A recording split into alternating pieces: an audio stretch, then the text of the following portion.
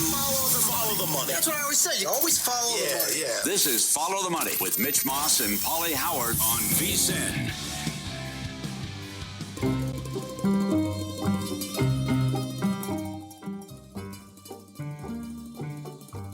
What is and isn't legit. What's that, Fugazi? That's a Fugazi. I looked at it for 2 seconds. Seen through the lines to make you a better. I know you know. And I know you know I know you know. The FTM Army is being sent for. In our thing, you get sent for, you go in alive, you come out dead. And it's your best friend that does. These two wise guys would never steer you wrong. Forget about it. This is Real or Fugazi on Follow the Money. You know it. Beautiful opening. Excellent. So, they blew a 24-point lead in the third quarter at home. But then they would have won the series, and they had a key injury. With the results of what Orlando did in Philly, where the 8-7 almost won, the regular season means nothing. Real or Fugazi? Oh, it's the Magic were a coin flip away from winning that series. Yes. And had they done that, I don't know if anyone would ever attempted to be the one seed ever again, because what happens? What happens if you're the one? You get home court for a couple games? That was mitigated in that series. Only thing that can happen is That's it. I get game 7 at home. That's it. You can run your players into the ground. Yeah. And they can get injured. They can be tired. They can be exhausted and not have enough gas left in the tank. I don't know what the motivation would ever be to want to be the one seed if Orlando had won that thing. So, yeah, no, I'm with you there. The regular season is irrelevant. Detroit may be the one seed in the East. They're not the best team. They're not the most talented team, and they're probably not going to win it. In how many sports? Is it outside of the NFL? Oh, yeah. I mean, because home ice is done in hockey. Home ice means nothing. Baseball, you almost don't want to play too good because then you take your foot off the gas and it's hard to turn it back on in October. And we've seen the teams that don't play in the wild card round outside of the Dodgers have struggled to get going again. Yeah, it's almost better for you to sneak in there at the end. Just whatever. You want to be seed 2 through 5, 6, that works. It's an all-timer if Philly wins the series or if they win the East. I mean, they had their team together and played well for like 6 games. That's it. All right, speaking of the Sixers, bigger surprise. The Sixers making it this far, or that the housemaid has done over $400 million. I'm shocked by this. Can you believe it? No, why is this happening? So Mitch says she's overhyped and overrated. I think Sydney Sweeney is fantastic. That's a crazy statement. But we also, I concur. But people agreed with him. FTM at VSiN.com. Well, I'm going to go on Mr. Skin. I'll find out why it's done that much money. Because she's naked. I watched she it. is. There's full frontal? Yeah, I watched it. Okay, I'm in. But we've Pam Anderson. Everyone loved Pam Anderson. She would do movies they would tank. Never Baywatch did well, but she wasn't the only reason people watch Baywatch. This thing had a budget of $30 million and has done $400 million and counting, and they're going to do another one. And now I love what they're doing in season 3 Euphoria, where she's got the OnlyFans going, and you can see where this is headed. But she just exploded in terms of a sex symbol and how people. It's an okay movie, but at $400 million, just because you might see a little get naked. I mean, in a run since COVID where no one goes to the movies, no one's buying movies, and everything is slop that's out there. That's shocking. By the way, you mentioned it. It wasn't just Pam Anderson. Put some respect on Yasmin Bleeth's name, please. Not bad. Good run in the 90s. Yeah. Good run in the 90s. Yeah, okay. I just keeps going up and up, and how popular this girl is. $400 million is crazy. That's more than A-Rod made with that contract with the Rangers. LeBron never should have left the East. Real or Fugazi? Oh, that's real. Okay. So he leaves 2018-19. I mean, let's go back to our childhood. Yeah. The Eastern Conference has stunk since I was in elementary school. Yeah, true. It's always been the West. Yeah. LeBron had a pass to get to the finals every year. For a guy who loves accolades, for a guy who's obsessed with legacy, he at least got to put that on the tombstone at the end of the career when all was said and done, that he made it to this many more finals than Michael Jordan. He goes to the Lakers. Sure, he wins the COVID title. I'm not going to take anything away from him, but it opened up the East for everyone else. 2018-19, Toronto wins the title year 1. A couple years later, Milwaukee wins in 21. You've got Boston winning a title in 24, but we've got Miami making it a couple times with really bad teams. Yeah. It's such a missed opportunity because once you get to the finals, it's closer to a coin flip than most people think. And if you have LeBron and he was still in his prime, you probably have the best player in the series. I think he made a very gross miscalculation by wanting to chase the sunlight, wanting to be in the spotlight, be a Laker, and he probably could have won a couple more titles had he stayed in the East. Missed the playoffs one year, too. Yeah. How bad that is. This story, the more I think about it, and now I see TMZ's following him around at airports. Oh, yeah. Vrabel will not be the coach week 1. Real or Fugazi? Oh, real. 100% real. First of all, what are they doing up there? You got Belichick horned up out of his mind with the 25-year-old. You've got Vrabel now with this whole thing going on. And to me, I feel like no one's talking about this aspect. Mike Vrabel's a narc. He's a rat. This is Real or Fugazi. We based this segment off of Donnie Brasco. Like, he is Donnie Brasco. He's given away trade secrets from in the locker room. How can any player on the Patriots trust the leader of men? Because, by the way, that's what Vrabel is. He's not a tactician. He's not an X's and O's. He's a leader of men. He's a motivator. Yeah. Why would you trust his leadership when he's definitely given her inside information? I think it's 100% real. So Drake May came out and said they have his back, but that's just one guy. You wonder if he could lose some people in the locker room. What I found bizarre was they had a season ticket holder meeting, and he got a standing ovation. Well, that's like, did he save someone from a car fire? What? He cheated on his wife. He gets a standing O. Being a Boston sports fan, it's a cult. Like, it's not real life. Those people aren't on Earth. No offense to everyone. Yeah. All right, Younghoe Koo, the kicker, needs to embrace the story about his botched kick, the guy having a seizure. Turns out he goes to the hospital. It ends up saving his life. Younghoe Koo needs to embrace this story. Absolutely. 100% real. So you're watching all the Derby coverage, and we mentioned it briefly Friday, but on the Monday night game against the Patriots, he missed and whiffed on peanuts. And the guy laughed so hard. The trainer, for further ado, that he had a seizure, and his wife took him in, and he found the tumor. It was benign, but they removed it, and they showed the picture and everything. He's just like, well, he doesn't want to talk about it. It's because maybe a low point in his career. And they talked to Tirico. It's like, you know what? It actually saved someone's life. I mean, it's just, I don't know why he had the yips and what happened, but something like that, you just go on the record, reach out to the guy and say, hey, I saved your life in some crazy way. I'm glad to be a part of it. If Bill Buckner can go on curb and make light of the ball between his legs when they're trying to do the minion with the Jewish guys, the baby and all that. Right. If Bill Buckner can do that, Younghoe Koo can do right by this guy and have a little bit of fun about this and make this moment a little bit lighter. He's still going to get jobs as a kicker down the road. All right, this one I feel passionately about. Major League Baseball, Real or Fugazi, needs less nerds in charge. What does that mean? Like cut out the analytics, what the Red Sox did to Cora, bad roster. You're telling, I don't like telling the manager who to play. That, and also you keep telling us players are good because numbers that you've created say they're good. Okay. I'm watching players who are not good. In fact, here's home run totals this year. Lowest home run totals. The Giants have 19, nerds. The Brewers 22, nerds. Boston 22, nerds. Miami 24, nerds. The Mets 25, nerds. Now, the Yankees do have a lot of nerds, but they also let Aaron Boone do his thing. They also constructed a good roster. Ben Rice and Aaron Judge have combined for 25 home runs, more than all those teams. They're built a little bit differently. I'm just sick of the cop-out of hiding behind these numbers and analytics and projections. It's like someone in betting when they go, well, my algorithm said that this is what should have happened, but it didn't. And at some point, we got to live in reality and understand that your computer can't project what human beings are going to do day in and day out. I got it. That's fair. Yeah, I think you're onto something there. The Celtics need to make major changes in the offseason. That Real or Fugazi, and I'm saying trade one of them, Real or Fugazi. And you trade Brown because the stock's never been higher. Tatum's the dude. Tatum's the guy. He's also, I think, built a little bit different with his attitude. What would I get for him with that injury, though? Well, no, you don't trade. No, you trade Brown, not Tatum. You keep Tatum. I'm with you, but I'm saying I don't know what you get from Tatum after the huge injury. You can't play Game 7. Stock's never been higher on Brown. Yeah. And let's be fair, that roster is not the same as it was 2 years ago when they won the title. That was the deepest roster in all of the NBA. They were paying the luxury tax. They have new ownership. I do think things are going to shift for them, and they have to trade one of them because you got to spread it out a little bit in a salary cap league. Missoula has lost in the playoffs as a $5.50 favorite, an $8 favorite, and Philly was 22-1 to come back. They won 2 games in that series by 32 points, and they lost in 7. Yeah. That's crazy. All right, I got one for you. This is a spicy one for me, and it hits close to home. Real or Fugazi, Subway should be known for their cookies, not their subs. Real. They have a tremendous chocolate chip cookie. The cookies are fantastic.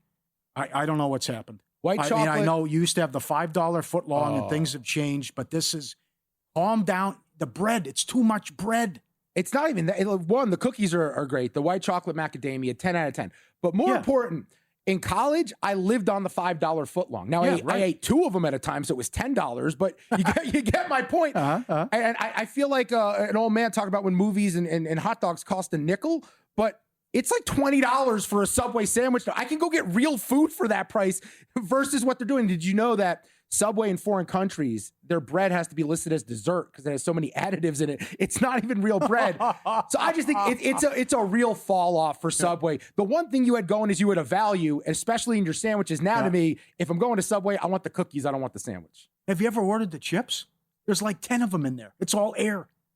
The what? Chips. If you get a bag of chips. Oh, yeah. Like, come on. That's like a kitty. Who eats this? Give me something here. There's no consistency in that. All right. Good job. Fell off. 80 will probably get mad. Guess we can cross them off the list. Of the things I've said on this Sponsorship, network, that's probably the least offensive that he'll get upset about. Good MLB card. Mets in action coming up because they're expecting snow, so they're moving up the game in Colorado. But the Yankees are on fire. You won't believe their numbers in the last 2 weeks and what Schlittler is doing as well. More on that coming up. Paulie, Dustin, Follow the Money, VSiN, the Sports Betting Network.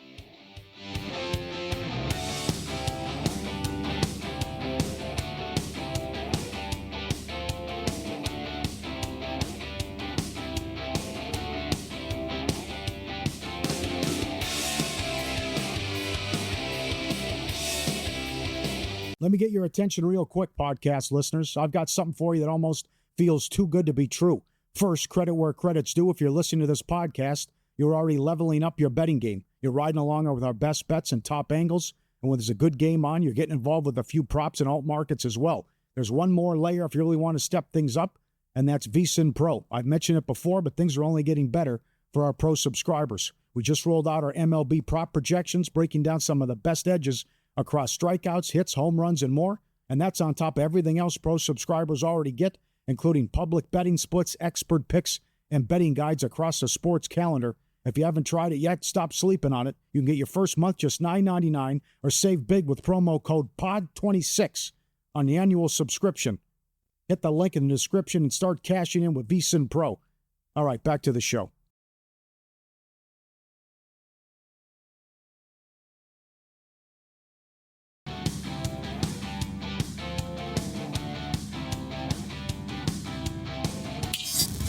This is Follow the Money on VSiN.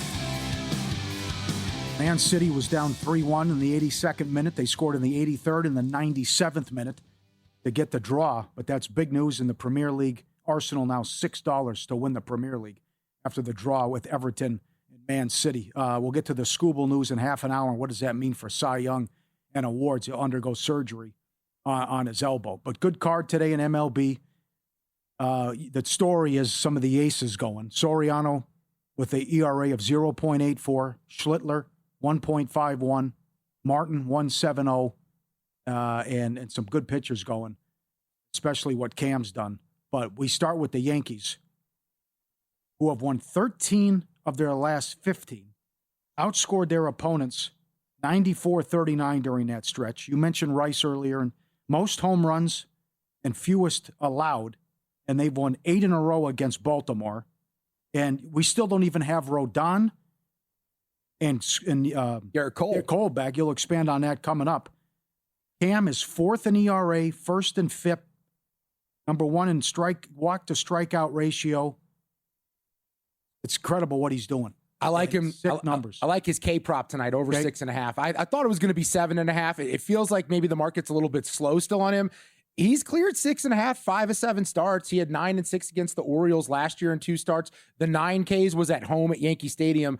Baltimore's got the 6th highest K rate in baseball. You were on Schlittler early. Did you have an inside source on? I remember last year during the playoffs, you mentioned him. Something about him stepping up. I feel like you had an inside source on him a year ago. A friend of mine is neighbors with his dad. Yeah, that's what it was. He goes, well, my son's the real deal. Well, I know what he's going to say, but I took it with a grain of salt. He's absolutely justified to be the favorite for Cy Young. Yeah. The problem I have with that, and we'll talk about it a little bit later, is just it's a young kid, and you don't know how they're going to manage his innings down the stretch because the objective for the Yankees is to win a World Series. Yeah. And I got to tell you, I hate saying this as someone who grew up in New York in the 90s as a Mets fan. It's probably my biggest regret in life. I had 2 ways to go. Half my family's Yankee fans, half's Mets fans. I decided for the long suffering here. I chose to be a Mets fan. The New York Yankees in 2026 are a fun baseball team. It's a wild thing I never anticipated saying, but they are a fun, balanced, good baseball team.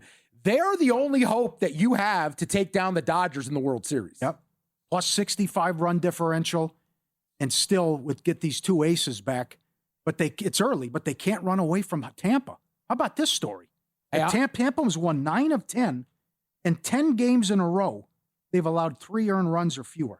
I love what they're doing. I'm on Tampa Bay over 76.5 wins on the year. Right. I saw the offseason they had, and this is probably like the most fear a GM has is when the Rays want to acquire someone that you gave up on. Cedric Mullins, Gavin Lux, Nick Martinez, who's going today.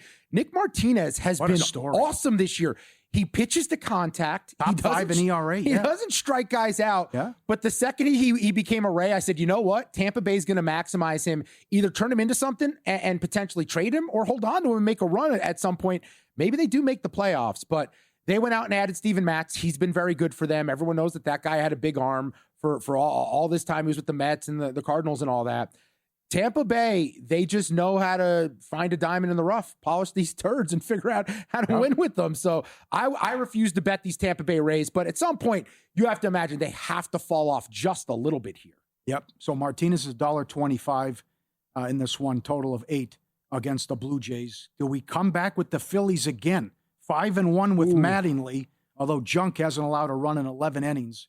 Marlins $1.15, 8.5. Nola's got bad numbers. I can't trust Nola for a couple reasons. One, last 4 starts, 7.65 ERA for him.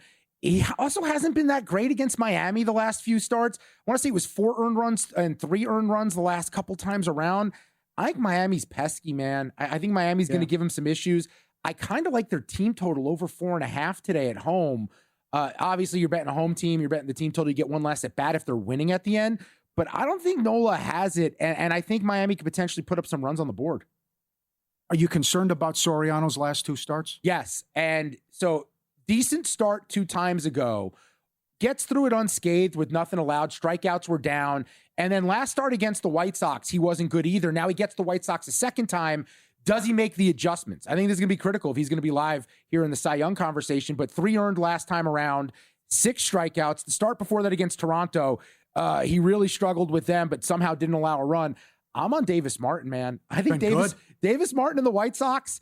Chicago had a 6-game winning streak snapped yesterday. Davis Martin, last 5 starts, has an ERA at 1.41, 27 strikeouts, 32 innings, a 103 whip. This team's got a little bit of punch. I don't think they should be that big of a dog on the road at Anaheim. Yep. 7.5 the total there.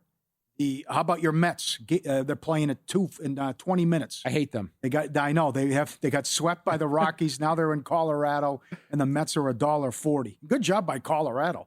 At least winning games after what transpired last year. Revenge for Stearns. It's pretty wild that David Stearns looked at this lineup and said, you know what?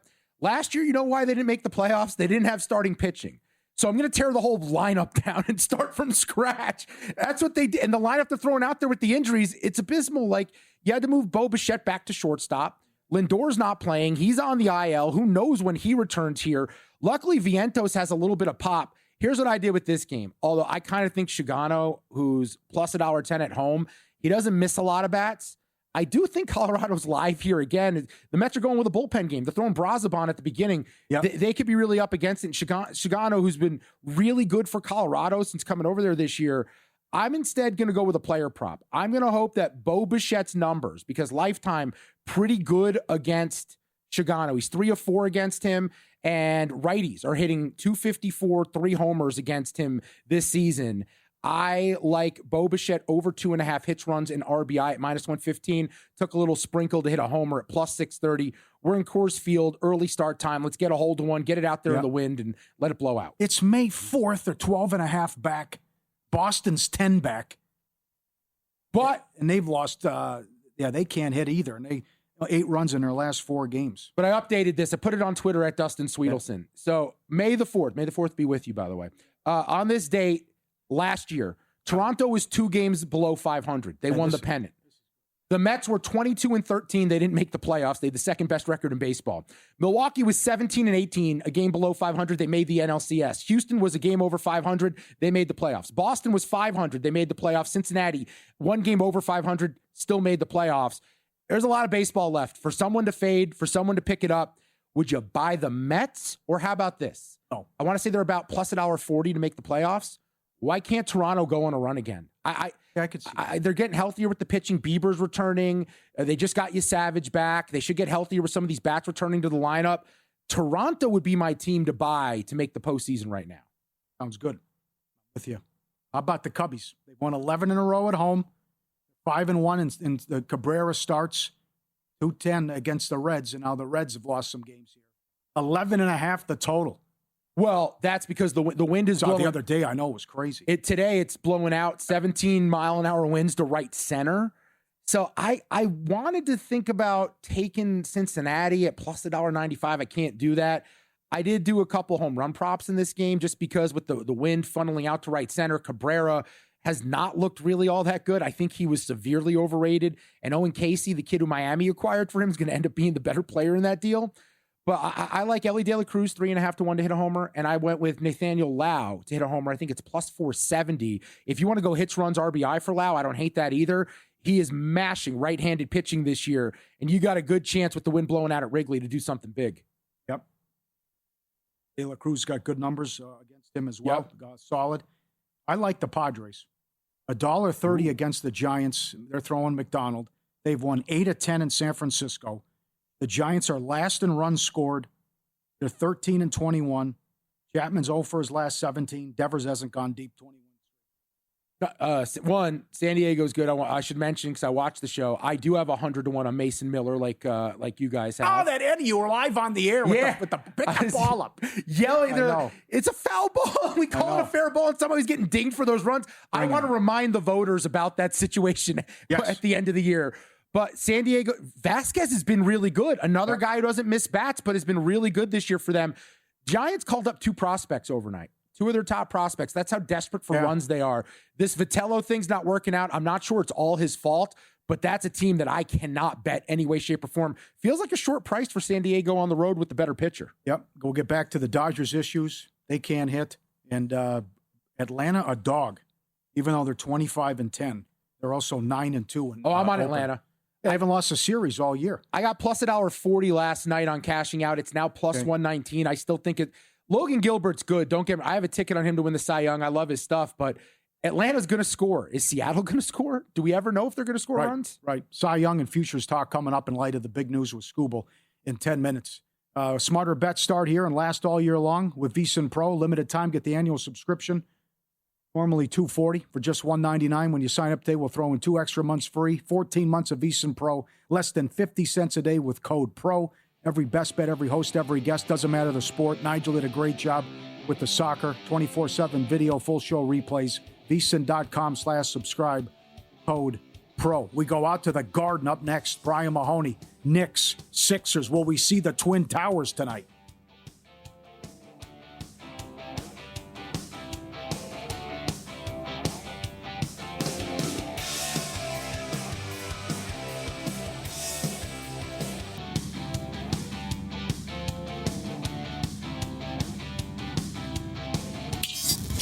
This is Follow the Money on VSiN. Paulie Howard, Dustin Sweetelson, Mitch back Wednesday. Going to be rocking tonight at the Garden. Game 1, Knicks and Sixers. We go out, talk to Brian Mahoney, covers the NBA for the Associated Press. He's on the Progressive Guest Line. And how things can change, my friend. About 10 days ago, the Knicks were down 2-1. The sky was falling. They're going to fire Mike Brown. Now they're favorites to win the East. It sure changes in a hurry, right? Here I am at the Garden tonight. I wasn't sure where I would be 10 days ago, home for the summer, but they turned that around in a big way. They certainly look like the team they thought they could be, that people thought they could be. Yes. And the way they play, and I understand why they are the favorites now. Brian, I've read a lot of stuff about the Knicks roster construction over the years. I'm a Knicks fan. And to me, when they acquired Anunoby a few years ago, they brought in Bridges. I know Bridges hasn't worked out, but defensively, he made an impact in the Boston series. The conventional thought I've read for the most part is that this roster was put together to shut down Boston. Yes. Well, they're not getting Boston now. Yes. They're getting Philly. How does that impact some of these key guys on this roster? How do you think they match up with the Sixers overall? Well, it's a great point because I think that's what ultimately cost them last year. They built a roster to beat Boston. They beat Boston, and then they couldn't beat the pace Indiana played at, the way Indiana played. So the same thing again, yes. Anunoby and Bridges, those guys were brought in to play against, Tatum and Brown. Philadelphia's a faster team. They don't have a matchup for Maxey. Right. He kills them, right. But most teams don't. So, they're going to have to figure it out. They did obviously get Jose Alvarado during the year. Deuce McBride can take some shifts there. So they have options, but certainly I think they're more comfortable playing Boston style. Yeah. Are you okay with the bench was good against Atlanta, and Philly's bench was 13th out of the 16 playoff teams. Do you feel they have a nice edge there? I certainly do, Wally. And, certainly I think that bench is a lot of times overrated in the playoffs. You cut your rotation, you play less guys, you rely on your starters more. But fourth quarter the other night, Philadelphia looked gassed. I mean, those guys had to go hard. The Knicks had an easy series, and they feel comfortable with they can switch things up. They have a great backup center in Robinson. They have, guards they like with Jordan Clarkson and Alvarado. So they're comfortable with their bench, and I do think it will make a difference in this series. Well, let's get zesty for a second here, Brian, as Karl Anthony Towns was a different player partway through the Atlanta series. Winds up averaging 6 assists per game, almost 19 points, 11 rebounds. But this has been a bugaboo for him going up against the Sixers and specifically Joel Embiid. What are you hearing and what are you seeing? What are you feeling about this matchup for Cat down low with Embiid back playing? Well, I'm looking forward to it. I think we all are, because that is certainly a question that, going into the series with Atlanta, everyone knew Atlanta didn't have a lot of size. Some way or another, Karl Anthony Towns was going to have a big series, whether it was scoring or whatever. We didn't necessarily know it was going to be passing the way he did as a distributor. But obviously Philadelphia has size, to play against him. So how did they use him here? Will it be the same way? Can they negate him more? I think, the Knicks would love for him to keep playing the way he did, but certainly there's reason to think that it can be changed here by Philadelphia. I love how they used him, and how the assists were crazy, and 2 double-doubles as well. Staying on that front, will we see the Twin Towers? Will he play Robinson and Cat together, and will he put Robinson on Embiid a lot? I think they're going to have to give that a try. I think it certainly can be a weapon for them. Robinson is a great energy defender. He's a guy who makes Embiid work, and then you can, play Towns away from the basket. So, I don't know how quick we'll see that option, but certainly it's something they have to look to, and it could be an advantage for them. OG Anunoby, the contributions, stepping up so many times that this team needs him. What stands out to you about his game? What type of role do you anticipate him having in this series? Because we started off talking Cat. Obviously, Jalen Brunson is the captain of this team, but how important do you see OG Anunoby being to this series? Enormous. I think, Dustin, there's people who watch the Knicks who would tell you they believe Anunoby is their best all-around player. When they got him a couple years ago, he was looked at as a guy who, great defender and a spot-up three-point shooter. Look at the way he's putting the ball on the floor now, attacking guys, off the dribble. He can defend anybody, any position. And 2 years ago against Philadelphia, he dominated that series in a lot of ways late in the series. It was Brunson scoring, I know that, but Anunoby could play against Embiid. They didn't have an option against him, so I certainly think he's going to have a big series here. With you. His PRA is 25 tonight, minus 120. How about what Paul George has done coming out? And like the suspension was a good thing because he's been fresh and at least giving him 15 points. He looks like the Paul George from Indiana. He really does. I didn't expect this, the time he was away this year, but he's in a great groove. I mean, in that series against Boston, when he shot it, I thought it was going in every time. Yeah, well said. And right now, look, the way they're playing right now, he's suddenly like their fourth best player, and that's a heck of a good fourth best player to have. So if he keeps that up, because all of a sudden then Anunoby or Bridges, one of those guys has to play against him. And then either it's Maxey or Edgecombe has an advantage against who they're playing against. Let's go back a year, Brian. As Tom Thibodeau fired following last season, Mike Brown's brought in. The expectations are obviously very different for someone in their first year taking over a job. What are the biggest differences you've seen this year between Brown and Thibodeau now at this point in the season? And do you think Brown is ready for this task? I think so. I think the biggest difference is one, we mentioned the bench earlier. Certainly his mandate was to play more guys, develop, more of a rotation, and he has done that. Again, I didn't know how much it would matter now, but when we saw last year, when the Knicks had to change things up against Indiana, it was sort of too late. He was bringing back guys who had barely played.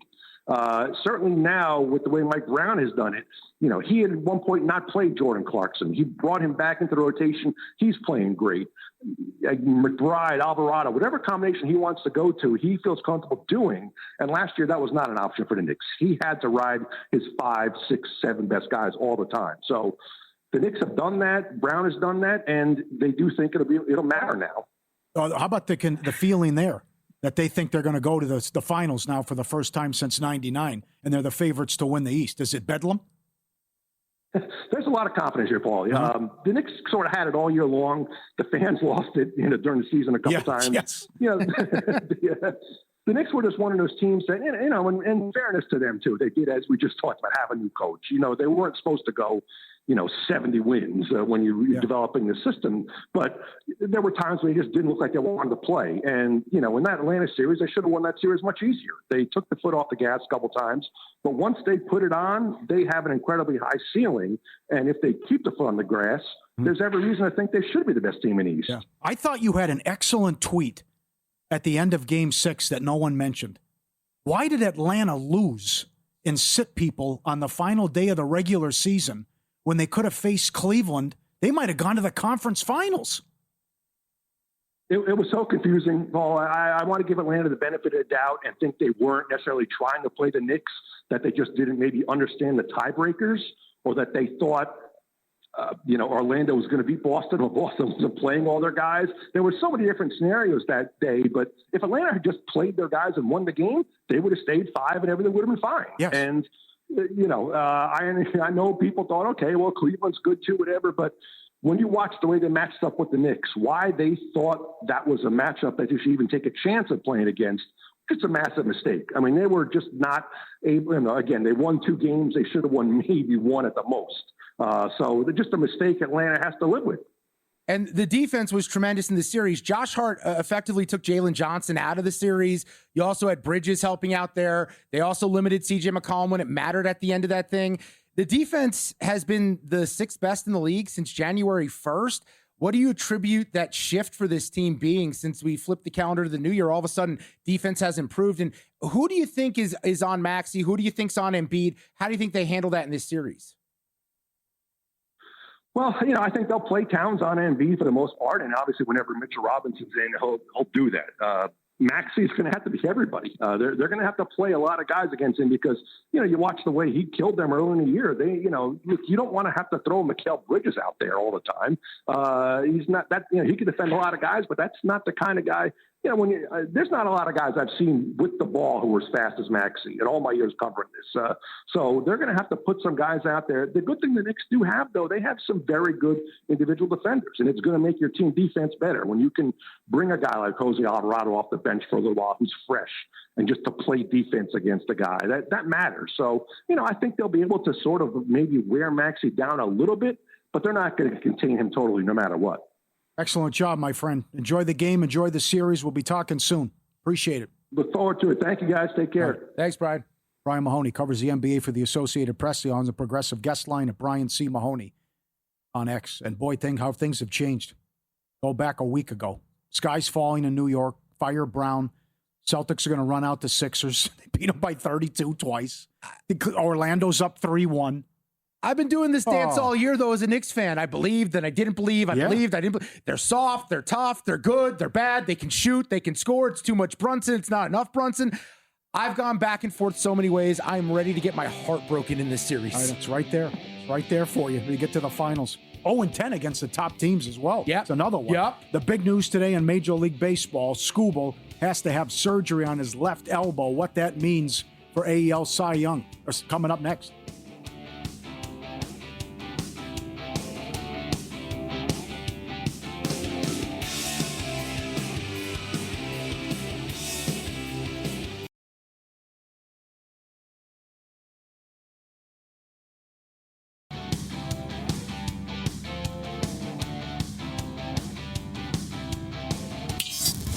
This is Follow the Money on VSiN. City, Everton 3-3 draw. Ants coming back tonight for the Wolves. More on that coming up. Mosley fired in Orlando. And Tigers ace and two-time defending AL Cy Young Award winner. Skubal has arthroscopic surgery in his left elbow. He was scratched, obviously, today. They didn't give a timetable. Nope. But it's usually like a 2-month injury, 2 to 3 months. Skubal said, from my understanding, you got to take it out. The length of the rehab's going to just getting your spring training building up again, getting your volume up. But the procedure itself is simple as far as what I've been told. So now, with what's going on with Crochet, and I know you got tickets out there as well, and Mitch with the Soriano tickets, what does this mean for AL Cy Young Award? This gets juicy now because we talked about it earlier about all the aces that are going. And these guys that have great numbers. And Cam is your favorite now. No, this totally opens up. One, Schlittler's a favorite at plus 230. That is awfully short the first week of May. For a kid who's a rookie who's never thrown 200 innings in his life, let alone as a major leaguer, that is a super short number. His teammate Fried's the second shot at plus 260. I think that makes a little bit more sense. Dylan Cease is 5-1. I love Dylan Cease, but he's as volatile as it gets. It's like the Blake Snell ticket I had a few years ago. You're going to be sweating that thing out every night because there's going to be runners on. You're hoping he strikes out the side and gets out of trouble. I think this completely opens up this market. I think there's so many guys that make sense here. Let me throw a couple longer shots at you first. One, how about we go to Seattle, where it's not a guy any of us anticipated being in this conversation. Can I convince you that Emerson Hancock, words I never thought I'd be saying, 100-1 is live? Absolutely. He's got a 2.59 ERA. I was reading about him prior to the year that he added a pitch. He's been filthy. 46 Ks, 41 in the third innings pitched, a .96 whip. He's in a pitcher's ballpark. He's put it together. He's missing bats. He had 14 strikeouts over the weekend. I bet him 100-1, little flyer, see if that thing shortens up. We could do some dancing there. I already have Gilbert in that rotation at 20-1. You can get a better number right now. But what do you think of Hancock? Love him. I like that ticket. I think that's a good pick. The other guy that I was going to throw Messick at you. Now, if he had a bad start finally, it didn't go well, but he's still 50-1. He had great numbers until he got roughed up on yesterday. I think he's awesome. I think and also that start was in Sacramento. You almost like just throw That's true. Every pitcher's going to have one of those in Sacramento when they go there. He's been awesome. And also he's done it against better offenses. He shut down the Dodgers. He shut down the Cubs, shut down Atlanta.